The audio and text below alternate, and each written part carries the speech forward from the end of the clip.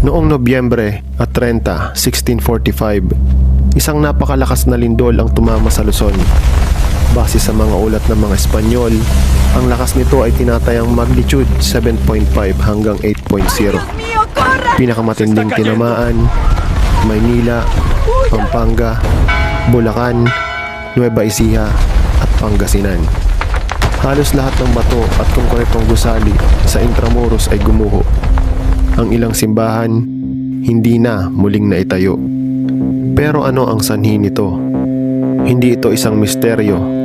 Ayon sa modernong geology, ang lindol ay kaugnay ng Marikina Valley Fault System, isang aktibong fault na dumadaan malapit sa Metro Manila.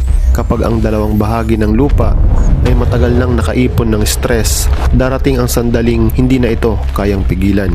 At kapag bumitaw ang fault, walang pakialam ang lupa kung may lungsod sa ibabaw nito. Ayon sa tala ng mga pari at opisyal, libu-libong bahay ang nawasak.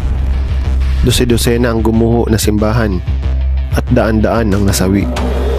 Ang Maynila noon ay halos hindi na makilala. At sa loob ng maraming taon, ang lindol na ito ang naging sukatan ng takot.